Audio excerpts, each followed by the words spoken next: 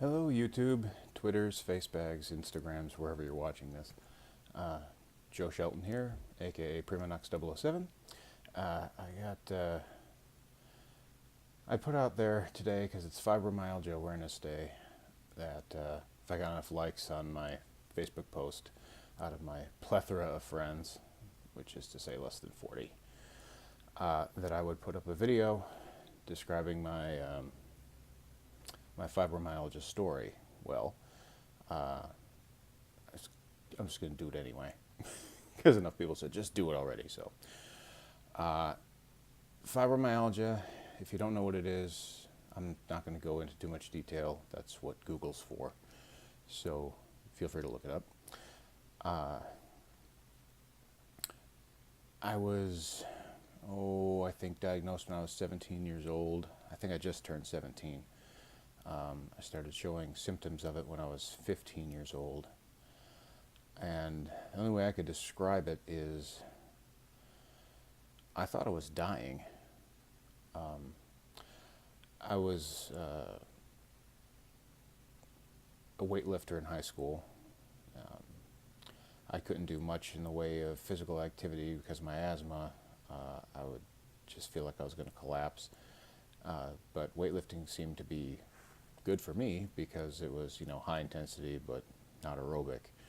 Pick up heavy things. Hey, I can do that.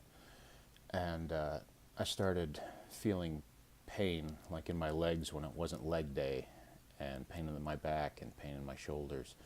The ankles were the absolute worst. And this kept going on and on and on, and the pain got worse, even when I just would stop lifting for any period of time. And so it got to be so bad that for probably a year, I was swiping bottles of Tylenol, Ecotrin, Advil, anything from my grandma's bedroom. She had this stuff squirreled away everywhere. If you're watching this, sorry, Grandma. But, and I was, proper teenager. I always read the label for the correct dosage, open bottle, pour in hand, whatever fits in the crook of your hand, that's the dose. So I was taking 5, 6, 7 at a time, just to take the edge off the pain, so I could walk around school, carry my bag, go up and down the stairs. A typical teenage boy, you didn't want to see people, you didn't want people to see you wince or cry, which I did often enough, because it just hurt so bad. And I would come home from school, go into my bedroom, lay on the bed, and from that point on, I was crawling around the house. I usually wouldn't leave my room much. If I had to go to the bathroom, I had to crawl there on my hands and knees because I couldn't stand up. It hurt too much. My ankles, it felt like walking on sprained ankles. So I eventually, confronted my mother about this and said, I need to see somebody about this. This is insane. I can't live like this. And eventually we went to the doctor. I can't remember how long it took. It was a while. Going to the doctor, getting x-rayed and blood tested and this, that, and the other thing. And he's like, well, he's got, maybe a touch of arthritis, genetically predisposed to that. Thanks, Mom. The weightlifting was only making that worse, but it didn't match the pain that I was describing. So in the fullness of time, when he got stumped and couldn't figure out what was wrong, he sent me up to pediatric rheumatology at Strong Memorial in Rochester.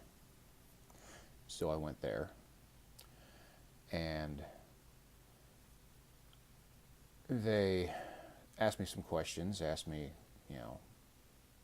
why are you having all this pain? What do you mean, why am I having this pain? If I knew, I wouldn't be having this pain. And I don't know. I said, well, how do you sleep? No one had asked me that before. Sleep? I don't.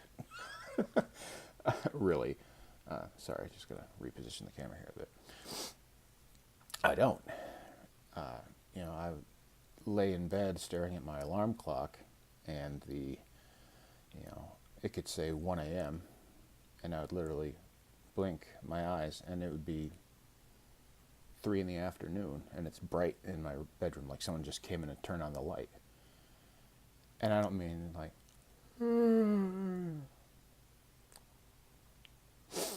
no, blink, like that, instantly.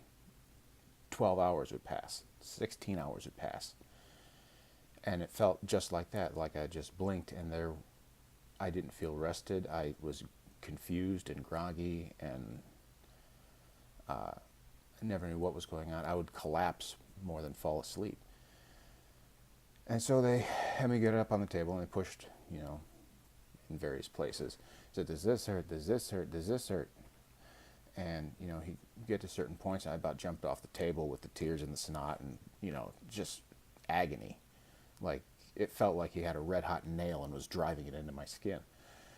And they went out in the hallway, had a little conversation. There's two doctors, Dr. Baum and Dr. Siegel. They are my spirit animals. I love you guys. You saved my life. And they come back and they said, well, we've got good news, we've got bad news. I said, okay. Hit me. What? Well, the good news, the bad news is you have fibromyalgia, and there's no cure for it. That sounds bad. Because the good news, it's not going to kill you.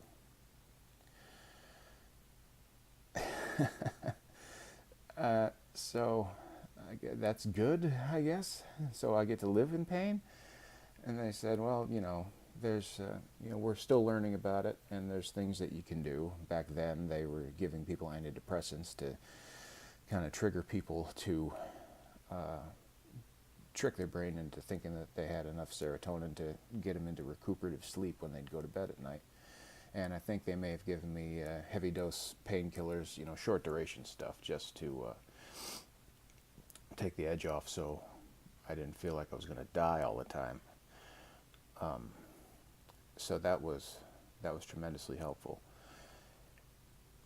Fibromyalgia is a weird thing, because you can't look at somebody and know that they have it. It's kind of a silent thing, and there's plenty of people out there that are suffering with it. And, I don't know what causes it. Maybe there's something in the water. Blame me for that, I guess.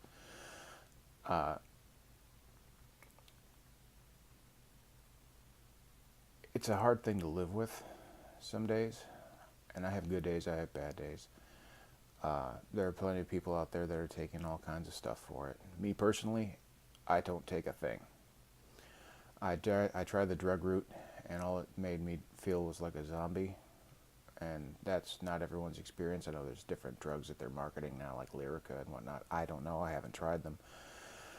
I just never wanted to be one of those people that swallowed a Rite Aid pharmacy every day just to live. And you get weird looks when you go to the doctors and they ask you, are you taking any prescription medications? No. No. Nothing? No, nothing. I'm want to take an aspirin. I'll buy a little bottle at the dollar store, and I'll have to throw it away at, when it's not even half empty because it's expired.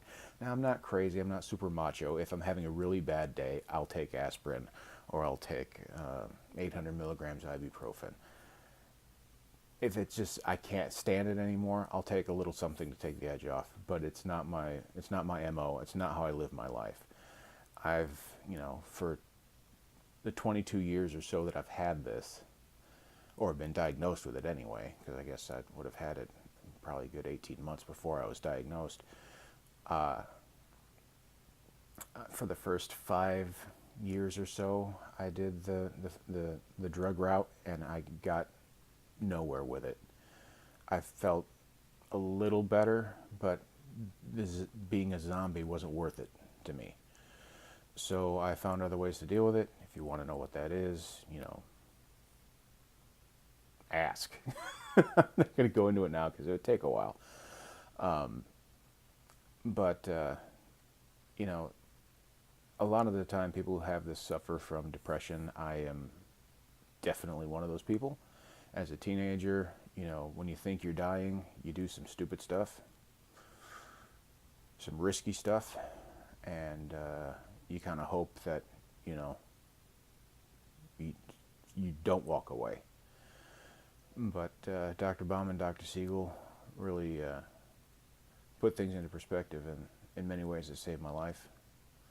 My wife, before she was my wife, while we were friends and started dating, she most certainly saved my life. Uh, I can't thank her enough for that. And she is a saint. A, for putting up with me, and B, for making it so I can live my life without having to take drugs. I get to go to bed when I'm tired, wake when I'm rested, and that makes a ton of difference. Yeah, so that's kind of my fibro story. So fight on, fibro fighters. You can do this. You got this. It's not the end of the world. I believe in you. Take it easy.